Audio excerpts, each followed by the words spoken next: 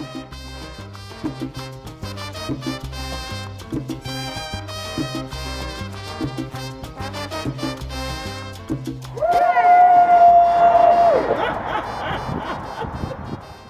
my name is Marlene Medina, and I am a Senior Development Community Manager for the American Cancer Society.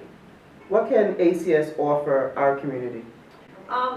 There's a lot of things that the American Cancer Society can offer to the community, aside from our programs and services which help our patients here in the community who are newly diagnosed and are battling cancer in general.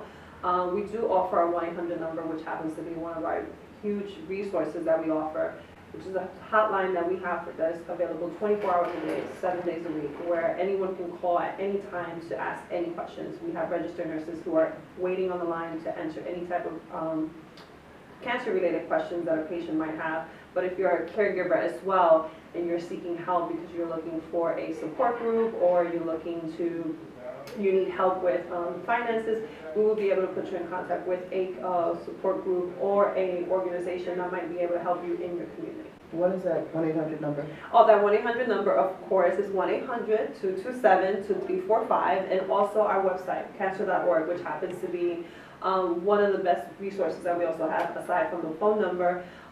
It's a great way for you to find out any type of information for any type of cancer. So, but why is the breast cancer fight important to you? Why is it important to me, right?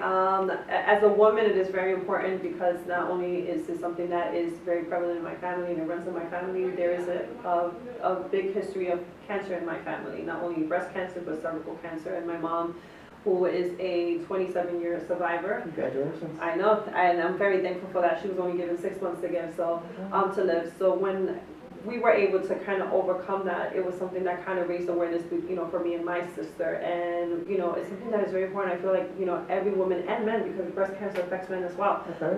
should be really, really, really aware of what their body is saying to them. If something feels abnormal, please go to the doctor. Do not wait till you have to, reach 40 years old to go get a mammogram. I think it's very important. Okay.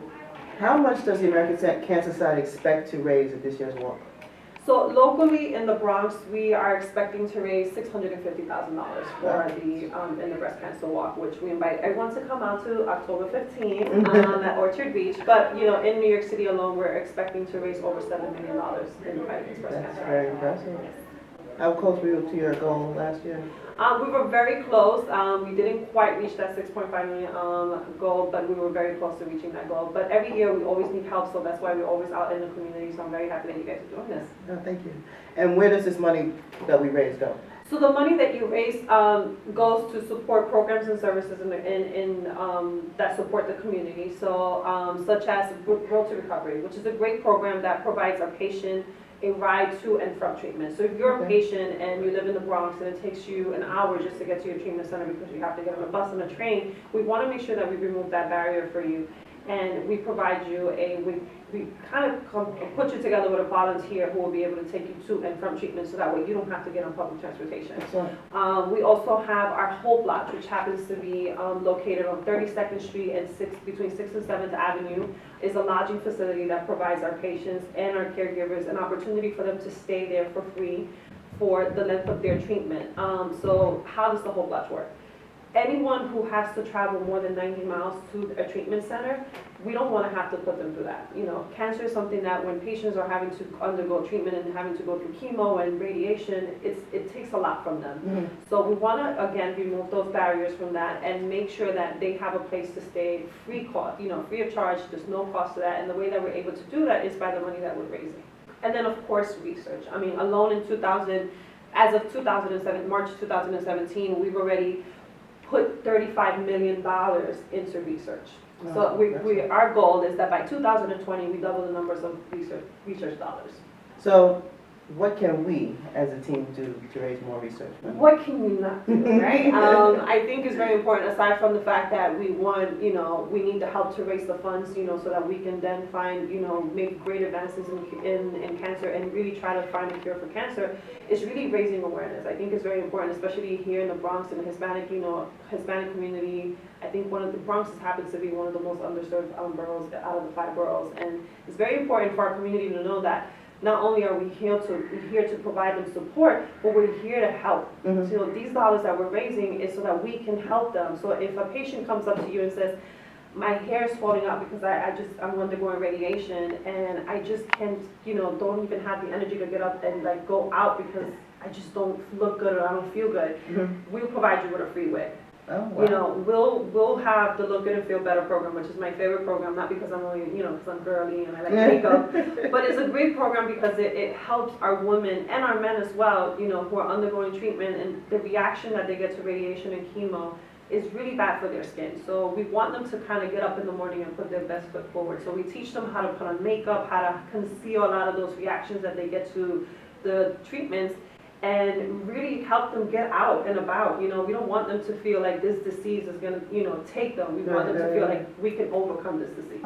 Have you lost anybody to the ballot, the cancer ballot? I haven't lost anyone in my family, and I thank God for that. But I have lost friends, and I have lost very close friends that, have battled cancer. Just recently this year, we lost a volunteer who was an amazing person that I got the opportunity to meet and work with, Mickey. She was great. She was a 9-time survivor, cancer survivor, and this time around she wasn't so lucky.